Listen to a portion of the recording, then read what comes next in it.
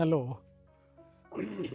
ഇനി നമുക്ക് ബേസിക് ചക്രയെക്കുറിച്ച് പറയാം. മൂലാധാര ചക്രം നട്ടലിൻ്റെ താഴെ ഭാഗത്ത് സ്ഥിതി ചെയ്യുന്ന വളരെ പ്രധാനപ്പെട്ട ഒരു വൈറ്റൽ എനർജി സെൻ്ററാണ് ബേസിക് ചക്ര, മൂലാധാര ചക്രം എന്ന് യോഗിക് സാധനകളിൽ, യോഗിക് പാരമ്പര്യങ്ങളിൽ ഇതിനെ അറിയപ്പെടുന്നു. ബേസിക് ചക്ര ഒരു റൂട്ട് ചക്ര എന്നാണ് പൊതുവെ വിളിക്കുക. കാരണം ഭൂമിയിൽ നിന്നുള്ള ഭൗമ പ്രാണനെ അത് സ്വാംശീകരിച്ചെടുത്ത് നമുക്ക് വേണ്ട ഓജസ് തരുന്നു, തേജസ് തരുന്നു. നമ്മുടെ സ്കെലറ്റൽ സിസ്റ്റത്തെയും മസ്കുലർ സിസ്റ്റത്തെയും പ്രൊഡക്ഷൻ ഓഫ് ബ്ലഡിനെയും സംരക്ഷിക്കുക എന്നുള്ളതാണ് ബേസിക് എനർജി സെൻ്ററിൻ്റെ ദൗത്യം. വളരെ പ്രധാനപ്പെട്ടതാണ്. കാരണം നമ്മെ ഭൂമിയിൽ ജീവിപ്പിക്കുന്ന, ഭൂമിയിൽ സന്തോഷത്തോടു കൂടിയും സമൃദ്ധിയോടുകൂടിയും ശക്തിയോടുകൂടിയും സാമ്പത്തികമായും ഉയർത്തി നമുക്ക് വേണ്ട എല്ലാ ഐശ്വര്യങ്ങളും തരാനായിട്ട് സഹായിക്കുന്നത് ബേസിക് എനർജി സെൻ്ററാണ്. സാമ്പത്തികമായ ഭൗതികമായ ജീവിതത്തിൽ സമ്പന്നനായി ജീവിക്കണമെന്നുള്ള ആഗ്രഹമുണ്ടാക്കുന്നത് ബേസിക് ചക്രയാണ്.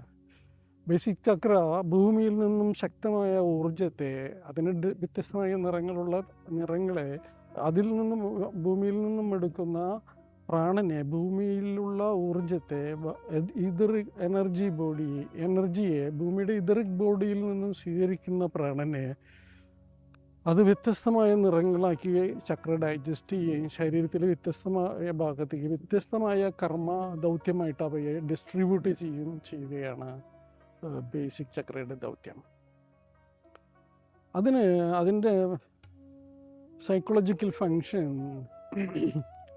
സർവൈവലാണ്. നമുക്ക് ഭൂമിയിൽ ഏറ്റവും മികച്ച ഒരാളായിട്ട്, ഏറ്റവും ശക്തനായ, ആരോഗ്യമുള്ള, മനസ്സിൻ്റെ ആരോഗ്യമുള്ള, വൈകാരിക തലത്തിൽ സ്റ്റെബിലിറ്റിയുള്ള, സാമ്പത്തികമായി അഭിവൃദ്ധിയുള്ള, എല്ലാ തലത്തിലും ഉയർന്നു നിലനിൽക്കാനുള്ള ആഗ്രഹം നമുക്കുണ്ടാക്കുന്നത് ബേസിക് എനർജി സെൻ്ററാണ്. വളരെ ശക്തമായി ശരീരത്തിന് ഫിസിക്കൽ പവർ തരുന്നത് ബേസിക് എനർജി സെൻ്ററാണ്. നമ്മുടെ സ്കെലറ്റൽ സിസ്റ്റം എന്ന് പറയാൻ നമുക്കറിയാലോ, കോശങ്ങൾ കൊണ്ട് നിർമ്മിക്കപ്പെട്ടിട്ടുള്ള ഈ സ്കെലറ്റൽ സിസ്റ്റം ഡയറക്റ്റായിട്ട് കൺട്രോൾ ചെയ്യുന്നത് ബേസിക് ചക്രയാണ്.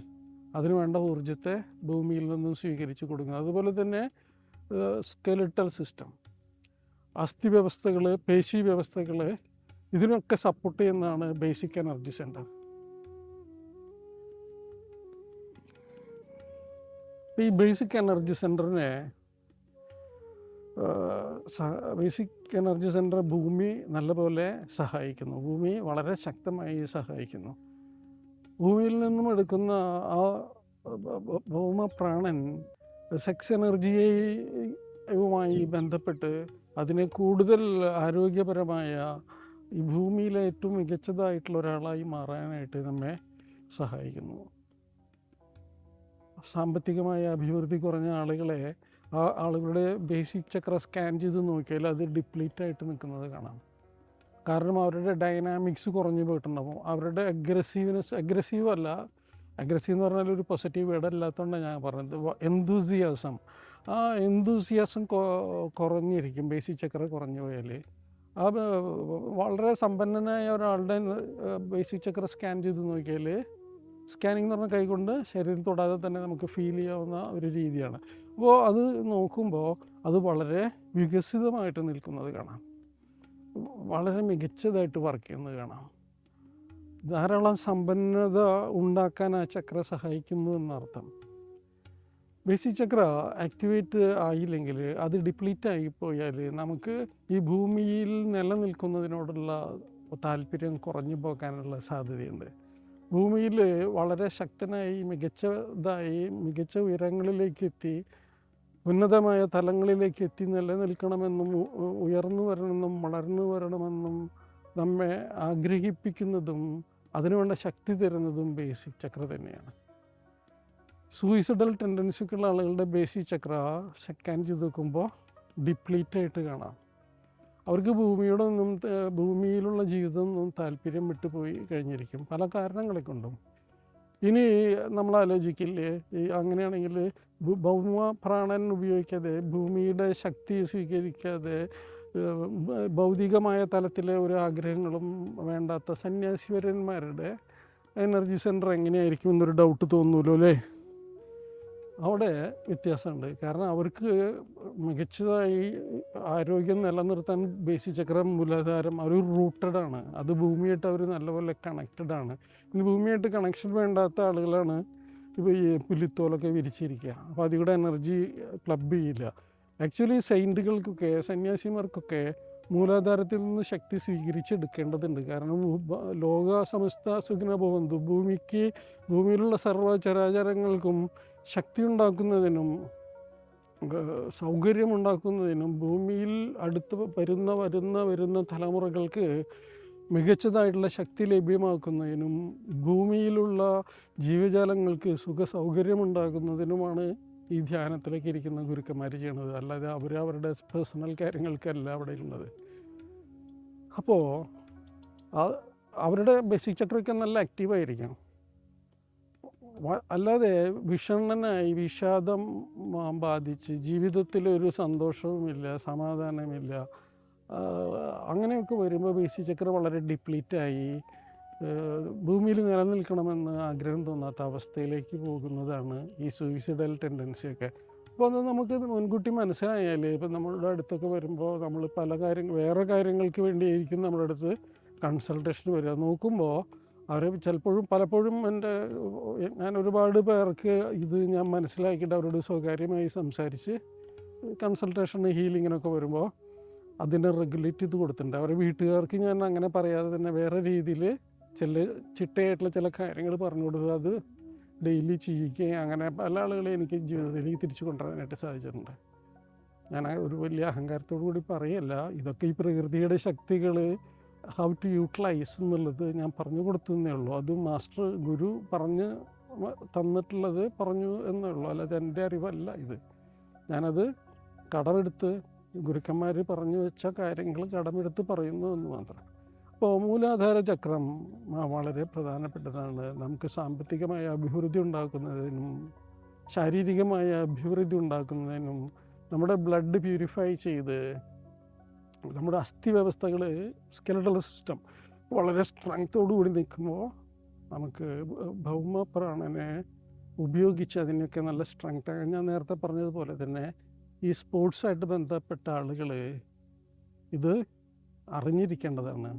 ഇങ്ങനെ ഈ ഭൗതികമായിട്ടുള്ള എക്സസൈസും മറ്റുള്ള എല്ലാ കാര്യങ്ങളൊക്കെ ചെയ്യുമ്പോൾ ഈ ബേസിക് ചക്ര ആക്ടിവേറ്റ് ആവുന്നുണ്ട്. പക്ഷെ അത് കൂടുതൽ അവെയർ ആണെങ്കിൽ കുറച്ചും കൂടി കൂടുതലായിട്ട് നമുക്കിത് ചെയ്യാനായിട്ട് കുറച്ചും കൂടി അവരുടെ ആ പവറിനെ കൂട്ടിയെടുക്കാനായിട്ട് നമുക്ക് സാധിക്കും. അവരവർക്ക് തന്നെ ഇത് പഠിച്ചിരിക്കുകയാണെങ്കിൽ അവരുടെ ബേസിക് ചക്രയെ അവർക്ക് ആ സ്പോർട്സിൻ്റെ സമയത്തൊക്കെ, മാത്രമല്ല ഈ ചക്രകളെ കുറിച്ച് പഠിക്കുമ്പോൾ ഇമോഷൻസൊക്കെ വരുന്നത് ആ ഒരു സ്ട്രെസ്, ടെൻസ്ഡ് ആവുക, ആ നേരത്തുള്ള ഒരു വിഷമം, ഒരു ഭയം, എന്തായിരിക്കും എന്നുള്ള തോന്നലൊക്കെ ഒതുക്കാനും ഓരോ ചക്രകൾക്ക് ചില സ്വാധീനമുണ്ട്. അത് സോളാർ പ്ലെക്സസും മറ്റുള്ള ഹാർട്ട് ചക്രയൊക്കെ ആയിട്ട് ബന്ധപ്പെട്ടത്. അപ്പോൾ അതൊക്കെ റെഗുലേറ്റ് ചെയ്യാൻ പറ്റും ഇത് പഠിക്കുകയാണെങ്കിൽ. അപ്പോൾ സ്പോർട്സ് മേഖലയിൽ, എല്ലാ മേഖലയിലും ഇതെല്ലാതും ആവശ്യമുള്ളത് തന്നെയാണ്. അപ്പോൾ ബേസിക് ചക്ര നല്ലപോലെ ആക്ടിവേറ്റ് ആവുകയാണെങ്കിൽ നമ്മുടെ ശാരീരികമായ ശക്തി അത് എനർജറ്റിക് വഴിയിൽ വളരെ പവർഫുള്ളായിരിക്കും. വളരെ പ്രൗഡായിട്ട് നമുക്കതിനെ യൂസ് ചെയ്യാനായിട്ട് സാധിക്കും. വേറെ ഒരു കാര്യം പറയാനുള്ളത്, യോഗിക് ശാസ്ത്രങ്ങളിൽ എല്ലാവരും ആഗ്രഹിക്കുന്ന ഒരു കാര്യമാണ് മൂലാധാരത്തിൽ ഉറങ്ങിക്കിടക്കുന്ന കുണ്ടലിനിയെ മുകളിലേക്ക് ഉയർത്തുക എന്നുള്ളത്. അപ്പോൾ മൂലാധാരത്തിൽ കുണ്ടലിനി ശയിക്കുന്നു, അവിടെ അത് ജീവിക്കുന്നു എന്ന് പറയാം. ആ ശക്തി അതിനെ നട്ടെല്ലിൽ കൂടെ, നമ്മുടെ സുഷുമ്ന നാഡിയിൽ കൂടെ, സെൻട്രൽ മെറിഡിയനിൽ കൂടെ ഉയർത്തി കൊണ്ടുവരിക എന്നുള്ളതാണ് എല്ലാ ഉപാസകന്മാരുടെയും സാധകന്മാരുടെയും ദൗത്യം. അതെന്തിനാണ് ഉണർന്നു വരുന്നത്? അത് ഉണർന്നു വരുന്നതിൻ്റെ പ്രത്യേകത അറിവുണ്ടാവുക എന്നുള്ളതാണ്. അതായത് പ്രപഞ്ചത്തെക്കുറിച്ച് നമുക്കിപ്പോൾ എത്രമാത്രം കാര്യങ്ങളാണ് അറിയുക. നാം കോളേജിൽ നിന്നും സ്കൂളിൽ നിന്നും അതേമാതിരി വീട്ടിൽ നിന്നും നാട്ടിൽ നിന്നും ചുറ്റുപാടുകളിൽ നിന്നും മനസ്സിലാക്കിയ, വായിച്ചിട്ടുള്ള, പിന്നെ മറ്റു പല മാധ്യമങ്ങളിൽ കൂടെ നാം അറിഞ്ഞ അറിവല്ലേ നമുക്കുള്ളൂ. പക്ഷെ അതിൻ്റെ മുകളിലുള്ള ഒരു അറിവിൻ്റെ തലമുണ്ട്, വിസ്ഡം. അതുകൊണ്ടാണ് എൻലൈറ്റഡ് ആവുക, വെളിച്ചത്തിലേക്ക് ഈ പ്രപഞ്ച ശക്തികളെക്കുറിച്ചും പ്രപഞ്ചത്തെക്കുറിച്ചും ഈ ഭൂമി എന്ന് പറഞ്ഞൊരു ചെറിയ കടുകുമണി പോലെയുള്ളൂ ഈ പ്രപഞ്ചത്തിൽ എന്നുള്ള തിരിച്ചറിവും, അതുപോലെ തന്നെ ഒരു വലിയ ഒരു കോൺഷ്യസ്നെസ് എക്സ്പാൻസീവായിട്ട് നിൽക്കുന്ന തലത്തിലേക്ക് നമ്മുടെ കോൺഷ്യസ്നെസ്സിനെ എത്തിക്കാനും നമുക്ക് സാധിക്കുന്നുള്ളതാണ്.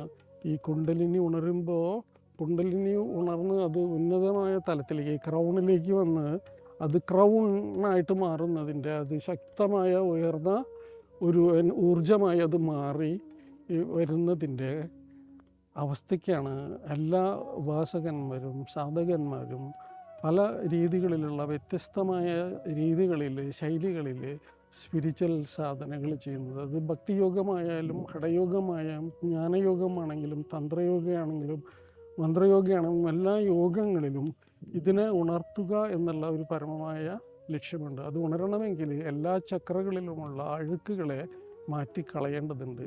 അപ്പോൾ കുണ്ടലിനി ധ്യാനമൊക്കെ ചെയ്യുമ്പോൾ നമ്മുടെ ഉള്ളിലുള്ള ചക്രകളിലും നമ്മുടെ നാഡികളിലുമുള്ള അഴുക്കുകളൊക്കെ എടുത്ത് കളഞ്ഞതിന് ശേഷമേ നമുക്ക് മൂലാധാരത്തെ ഉണർത്താൻ പാടുള്ളൂ.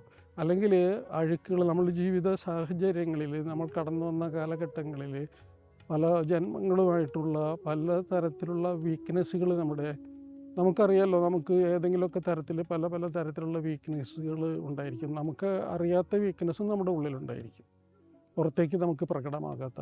ഈ വീക്ക്നെസ്സുകൾ ആക്ടിവേറ്റ് ആവും കുണ്ടലിനി ഉണരുമ്പോൾ. അപ്പോൾ അതുകൊണ്ട് ആദ്യം കുണ്ടലിനി ധ്യാനമൊക്കെ പഠിക്കാൻ ഷോർട്ട് കട്ട് മെത്തേഡുകളൊന്നുമില്ല ഇതിന്. ഷോർട്ട് കട്ട് ഒരു കാര്യത്തിനും, ശരിയായ സത്യമായ ഒരു കാര്യത്തിനും ഷോർട്ട് കട്ടുകളില്ല എന്നുള്ളത് നിങ്ങൾ തിരിച്ചറിയണം.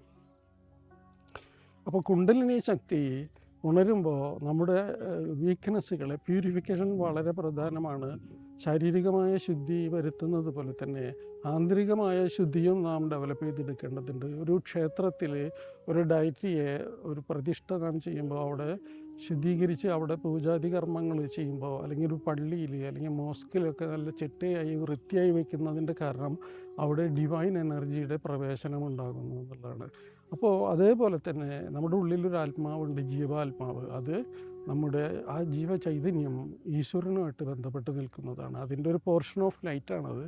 അത് കൊണ്ട് തന്നെ നമ്മുടെ ശരീരം, ഊർജ്ജ ശരീരം ക്ഷേത്രം ശുദ്ധിയാക്കുന്നത് പോലെ, ചർച്ച് ശുദ്ധിയാക്കുന്ന പോലെ, മോസ്ക് ശുദ്ധിയാക്കുന്നത് പോലെ നമ്മുടെ ശരീരം ശുദ്ധിയാക്കുന്ന പ്രക്രിയ നമ്മൾ ഫിസിക്കൽ ക്ലീനിങ് നമ്മളെല്ലാവരും ചെയ്യുന്നത് തന്നെയാണ്. പക്ഷേ ഈ എനർജറ്റിക്കലി നമുക്ക് ക്ലീൻ ചെയ്യാനായിട്ട് പരിശീലനങ്ങളിൽ കൂടെ നമ്മുടെ ചക്രകളിൽ കെട്ടിക്കിടക്കുന്ന മലിനീകരണങ്ങളെ നമുക്ക് എടുത്തു കളയാൻ നമുക്കറിയണം. അതുകൊണ്ട് തന്നെ യോഗിക് സാധനകൾ, ഈ സ്പിരിച്വൽ സാധനകൾ നിങ്ങൾ പഠിക്കണം. ഇതിന് അധികം സമയങ്ങളൊന്നും ആവശ്യമില്ലാതെ തന്നെ ഇത് പഠിച്ച് മനസ്സിലാക്കി അവരവരുടെ ഏത് പ്രൊഫഷനാണെങ്കിലും അതിൽ അവർക്ക് മികച്ചതായിട്ട് മാറാനായിട്ട് ഈ ചക്രകളെയും ഊർജ്ജ ശരീരത്തെ ഓറയെയും വൈറ്റൽ എനർജി സെൻറ്റേഴ്സിനെയും different layer of energy bodies ഉണ്ട്. ഒരു ഓറയല്ല നമുക്കുള്ളൂ. ഓറകളുടെ മുകളിൽ വ്യത്യസ്തമായ തലത്തിൽ ഓറകളുണ്ട്. അതിലൊക്കെ കിടക്കുന്ന മലിനീകരിക്കപ്പെട്ട ഊർജ്ജങ്ങളെ ഒക്കെ എടുത്ത് കളയേണ്ടത്. നമുക്ക് ഭൂമി ലിത്തോസ്ഫിയറാണ്, ഈ കല്ല് കട്ടയും ഒക്കെ ആയിരിക്കുന്നത്. അതിൻ്റെ മുകളിൽ അറ്റ്മോസ്ഫിയറാണ് നമുക്ക് പ്രാണനും സൂര്യപ്രകാശവും വെള്ളമൊക്കെ ലഭിക്കുന്നത്. അപ്പോൾ അറ്റ്മോസ്ഫിയർ കഴിഞ്ഞാൽ അയണോസ്ഫിയർ ഉണ്ട്. അത് നമ്മുടെ തന്നെ വൈകാരിക തലവുമായിട്ട് ബന്ധപ്പെട്ട് നിൽക്കുന്ന സ്ഫിയറാണ്. അതിൽ കൂടെയാണ് എനർജി, ഇലക്ട്രോണിക് തരംഗങ്ങളൊക്കെ പോകുന്നത്. അതിൻ്റെ മുകളിൽ മാഗ്നറ്റോസ്ഫിയർ. അങ്ങനെ അത് നമ്മുടെ ബുദ്ധിശക്തിയും പിന്നെ സ്പിരിച്വലായിട്ടുള്ളൊരു സ്ഫിയർ. അപ്പോൾ നമ്മുടെ ഔട്ടർ ലെയർ ഓഫ് എനർജി. അങ്ങനെ അതേപോലെ തന്നെ ഈ ലെയർ പോലെ തന്നെ ഈ പ്രപഞ്ചം പോലെ തന്നെയാണ് നമ്മുടെ മനുഷ്യ ശരീരവും. അതിനും വ്യത്യസ്തമായ ലെയറുകളുണ്ട്. 7 ലെയേഴ്സ് ഉണ്ട്. ഈ 7 ലെയറുകളും പല രീതികളിൽ ഡിപ്ലീറ്റഡ് ആയിട്ടും അഴുക്കുകൾ നിറഞ്ഞിട്ടും അതിന് ശരിയായ രീതിയിൽ പ്രകാശിക്കാനായിട്ട് സാധിക്കാതെ വരുമ്പോൾ നമുക്ക് നമ്മുടെ വികാസം കുറഞ്ഞു പോകും.